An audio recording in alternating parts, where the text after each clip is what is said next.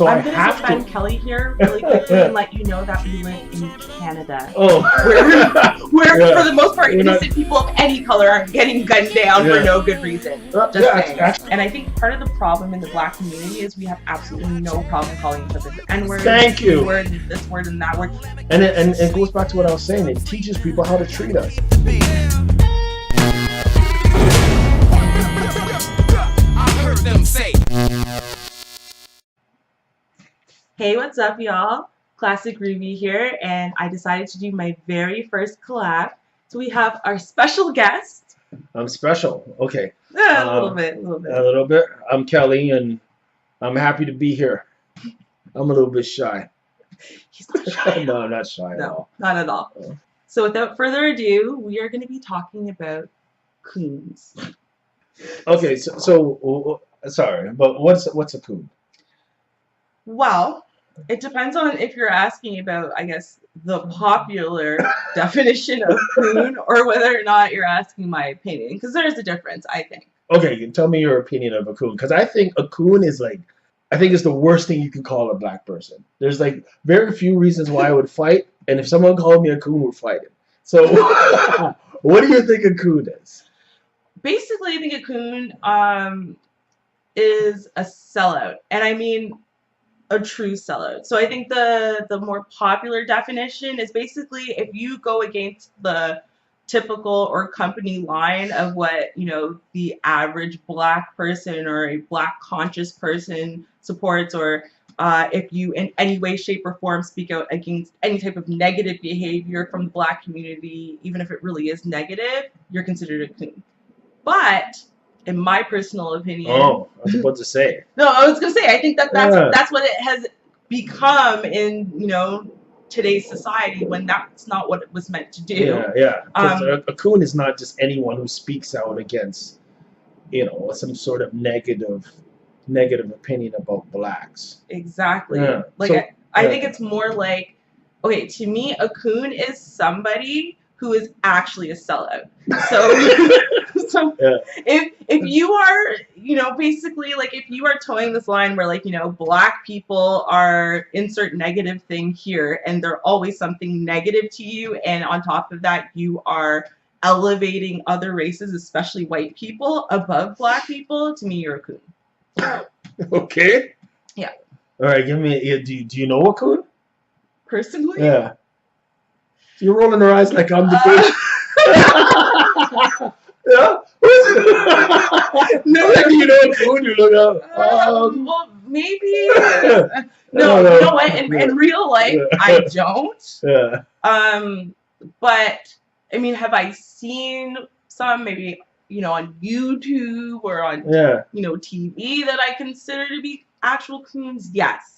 No, I will not call out any names because I do not want my channel to get flagged. I haven't even started yet. So, yeah, no. I think it's, I don't know. I don't know. Obviously, there's the word coon, and people have definitions about this word. But and I'm not even kidding. I'm digging my mind and trying to think of other than the slow man, who I've taken off. He's off the table. He doesn't exist to me. I think he's a rare. I think he's a rarity, and it's it goes beyond the coon word. I think there's something seriously wrong with him, like a crazy man just yelling stuff downtown. So so I don't know if I could call him a coon. I could call him like irrational nutbag. He's also a coon though. I don't know, because in order for me to think that you're a coon, you have to be intellectually rational. Yeah. So what you think, you actually think what you're saying is right, and then that makes you a coon. If there's certain people who are just self-hating, and it's because of something in their past or whatever, and I don't think they're a coon. I think they just intentionally say racist things about their own identity because they just hate themselves so much, right? But if they're backed into a certain corner or whatever, they probably defend their color, That's what I think. When it comes to being a coon, you have to be intellectually rational. You're bringing up all these kind of points and whatever, and then you're just like, yo, this guy's a coon, right? Yeah. But I don't know. It's hard for me. you know how you said that you think of a couple of people on YouTube and you're like, yeah, those people are cool. I can't really think of any. Yeah. Hmm. I can't really think of any. Well, see, if you go back to Slow Man, we're gonna use it work out for me here. Yeah. This is something I sent in the text Yeah. message earlier. Today. Don't catch on. Don't be like, Yeah. who's slow? Who's slow and maybe is a coon, Yeah. according to the entire black community, except for you, Mm. who thinks he's just out of his mind. No, because he said stuff like slave ships are just like being in a cramped elevator. Like that's a nut. No, it's insane. Yeah. But the problem is that he's actually out there apparently working in the black community every day, and he's basing his opinions.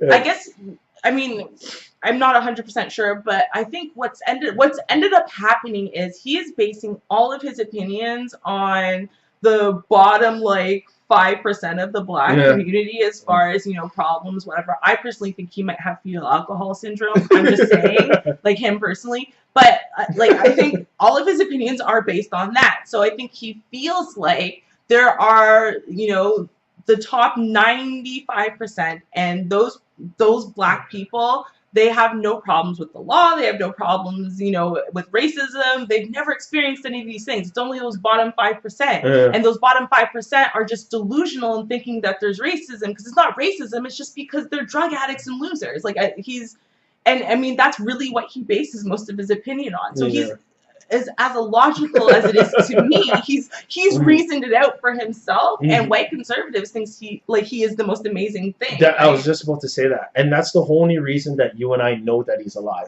Yeah, because white conservatives are like, oh man, we have to fund this guy, we have to lift him up.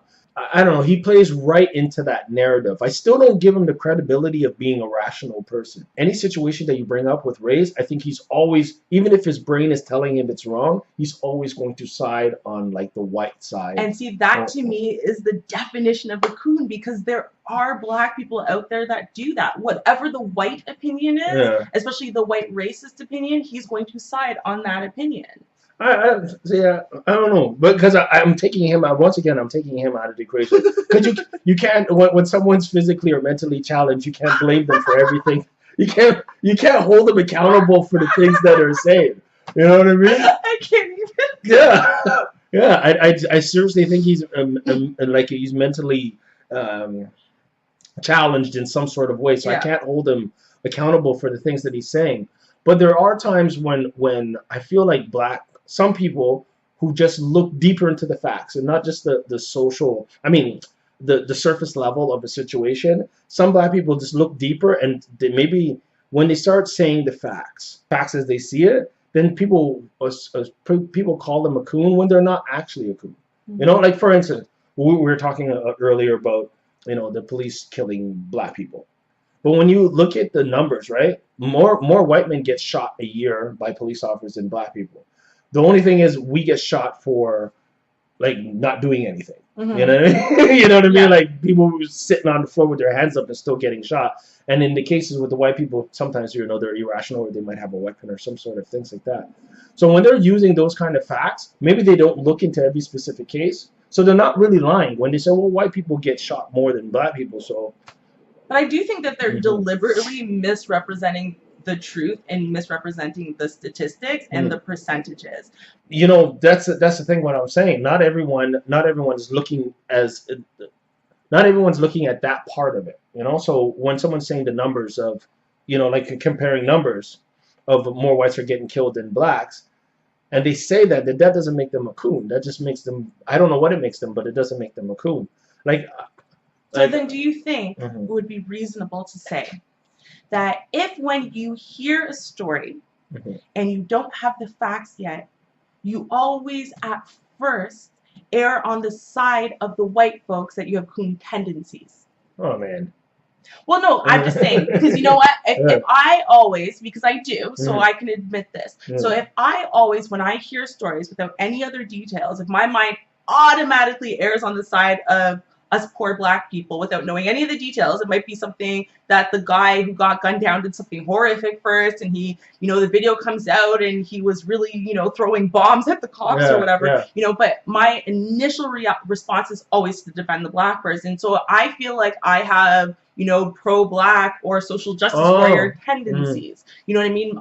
My brain automatically goes there first. My logical mind thereafter, once I get all of the facts, weighs it all together and then says, okay, this is my opinion. But my automatic response is to side with my people. And I feel like for your automatic response to side against your people is a really coon tendency kind of thing to do. What a thing to say, because I was about to say that I would side with the police. And you're like, what a cool thing to do. Remember but I do. Asked earlier if I know any. But it's true. If someone is telling me, if some, say I'm one of those people that color aside, if the police are doing some sort of, I don't know, surrounding a building, stopping somebody, like some sort of thing, if I think his gun is coming out, I automatically think that there's a reason. There's a reason why he's pulling his gun out. Right? If he doesn't have a reason for pulling his gun out, then we're hiring lunatics. Then that's my other rational thought. So I'm going to defend Kelly here really quickly and let you know that we live in Canada. Oh, where for the most part, innocent people of any color aren't getting gunned down for no good reason. Actually, that's a good thing. That's actually a good point. Maybe my brain is like Canadianized, right? Because when police pull me over or something, I don't reach for nothing unless I'm asked to reach for it. Right? Yeah. It's like we were talking earlier. If I see a cop car, I pull out one of my earbuds and like make sure I can hear what's going on around me, right? And that's just the way I think. What would you think if you heard, I mean, just the story of Philando Castile again, as he was supposed to let the cop know, just so you know, I am a registered gun concealed carry permit, right? I have a gun with me in the car. I'm just letting you know. Oh, license and registration? Okay, sure, no problem. He goes to go get his registration because, the average person keeps it on top of their dashboard. So that you can see their hands. The average person keeps it inside of their glove compartment. I can't imagine reaching towards my glove compartment when a cop pulls me over for my license and registration and getting the gun even pulled on me over that. Why would you assume when I have someone sitting next to me in the car here, when I haven't really done anything wrong, it's just a basic traffic stop, that what I'm going for is a gun that I told you I have already? Because if I wanted to shoot you, there's a good chance I wouldn't tell you the gun's there. Yeah. I want you to know that I have it. I'm doing what I'm supposed to do. Yeah.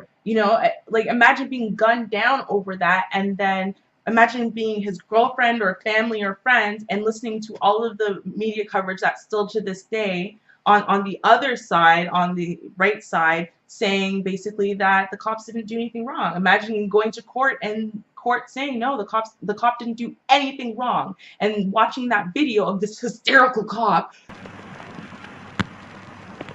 Well, sir. Good. How are you? The reason I pulled you over, your brake lights are out. You have your license and insurance?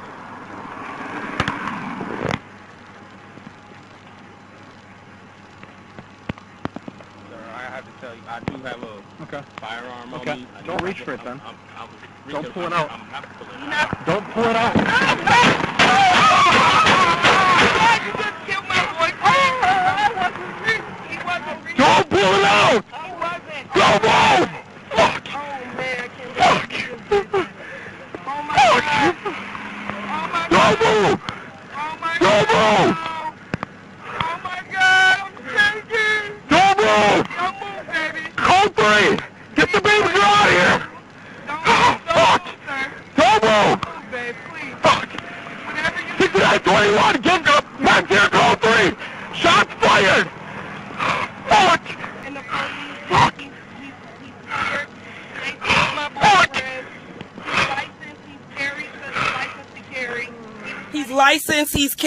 He's licensed to carry. He was trying to get out his ID and his wallet out his pocket, and he let the officer know that he had a firearm and he was reaching for his wallet, and the officer just shot him in his arm.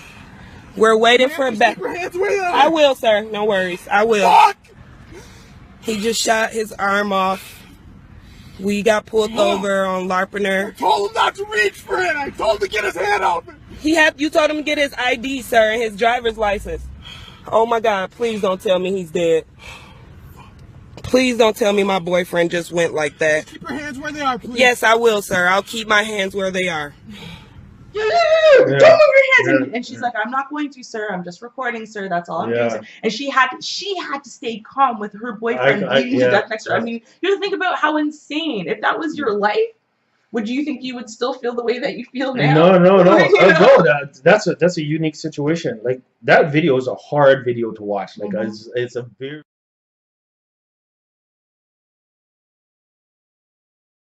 Like, I say that all the time. People are like, oh, your husband trusts you so much. It's because I'm not a liar. Like, I'm not a cheater, but I'm definitely not a liar. So I would honestly tell on myself, like, immediately, because I just can't lie. And lies of omission are still lies. Okay, that was a major tangent, though. Okay, what were we talking about? Because I feel like we got really off topic. And I think the reason why we brought up everything that we're bringing up is because I was saying that, you know, coons always side with the white perspective, or the cops didn't do nothing perspective, or whatever. What is it? Didn't do nothing. I think that's the way it looks like when they write it. I don't know. I'll probably put it up in the video. Nothing. Yeah. And I feel like at the end of the day, when it comes to this idea of community, and the thing is, like, we're having an intellectual debate and discussion, so I'm using the word, but I don't like to use it, and I don't really coon. Yeah, I hate that word. No, I don't like it. But I also don't use the N-word unless I'm singing rap songs. So not even kidding. But no, like, I don't like offensive terms. I don't like racist terms. Like, I mean, I don't mind regular curse words. I like the C word. I use it a lot in my spare time. You know, like, I don't like to use racially derogative terms in general. And I think part of the problem in the Black community is we have absolutely no problem calling each other the N-word, the C word, and this word and that word. I don't care how we're claiming the word. If it's, oh, we're allowed to use it in friendly terms, to use the N-word, or, you know what? Well, I'm just going to use the N-word if I'm putting people down. No, we need to stop using these derogatory terms, right? It's the worst word, like, in English language, I personally think. And it's backwards that we say that. Like, you know, just slow down on it. Like, it's at the end of every sentence now. Like, you know what I mean? Like, it's like I can feel it in my spine. Yeah, like, actually cringe. I'm just like, man, it's just too much. Yeah. You know? And it goes back to what I was saying. It teaches people how to treat us. If we're going, hey, nigga. No, nigger, it's the same shit. The word sucks. Yeah, no. And I actually find it offensive, but it hurts. And again, you know what? I think that, you know, I live obviously in the suburbs, in a nice, you know, mostly white neighborhood. So if I walked around saying the N-word, it would be weird. It would. I'm not even gonna lie. Especially me, because I can't speak slang. I can't, like, calm down my language. Yeah, no, it's ridiculous. I can't even try. It's so stupid when I try, right? But, like, my husband can. My husband sounds like he was just born and raised in the middle of, like, a Boys in the Hood movie or something, like, where he sounds like he was born in. But even from him, like, I don't care that it rolls off his tongue and it can sound okay and whatever. To me, it takes away whatever strength and power you had in your argument. It takes it away from me. And it makes you sound about this, like, you started off here, your argument's great, you sound all smart, and then you say N-word and you go down to, like, here. Yeah. I'm not even kidding. It does take away from whatever the person's saying. In my head, I'm still gonna think, oh, that guy's a coon. Or, you know, like, there's someone who says in the Black manosphere, you know, because this, because that, because niggas, and I think it's really funny, and I laugh when he does it, because it's like, because ... like that's a reasonable answer, right? But I mean, sometimes it's the answer, you know, these uneducated piece of crap guys and whatever, and they're ruining everything. That's the answer, right? And I do laugh when he writes it, I do, right? I think it's funny. But with that being said, like, I think what we need to do is we need to learn how to stop finding new ways to classify and put ourselves down, and finding new and inventive ways of changing the N-word so that way it's less offensive when we write it, like, with 2 Q's instead of G's, or AS instead of ER. Like, we need to stop that. We have a right to use it over white people. No. I don't care about all of that. Let's say we do. That's great. Why are we trying to use it? Yeah, that's what I was just about to say. Why are we trying to use it? Like, out of all the words in the English language, why do we have to use that one? Right. Why niggas? Right. Why use the word that it was used to strip us of any kind of dignity and integrity. Like, why use that word? Right. The You know what same I thing mean? as coon, though. Right? I mean, you go back to that Forrest Gump clip. All right. What's going on? Coons are trying to get into school. Coons? Well, raccoons trying to get on our back porch. Mama just chased them off with a broom. Not raccoons, you idiot. Niggas. And they want to go to school with us. With us? They do? Shortly after. Yeah, they're letting coons. They let coons into school. Yeah, and that's Forrest Gump's life. And so that was supposed to be what, like 1954 or something like that? Mm-hmm. They were using coons as a derogatory term for us. Why do they keep taking things that white people had as derogatory terms for us and then embodying them and saying, no, that's part of my language now? Like, how stupid are we that we're using? And I'm about to say a couple, you know, derogatory terms, but you don't hear other Asians calling, hey, chink, what's up? You know what I mean? Yeah, or, hey, kike, what's up? Like, you don't hear that kind of stuff. No. People don't take other derogatory terms and use them against each other, and say, no, but it's since it's about me, I can use it, and we're claiming it as friendly for each other. It's repulsive. It's repulsive when other people call them those things, and it's repulsive when they call each other those things. And so they don't. Mm-hmm. So why don't we have the common sense to not do it? Exactly. Yeah, I agree. You're a very smart woman. I know.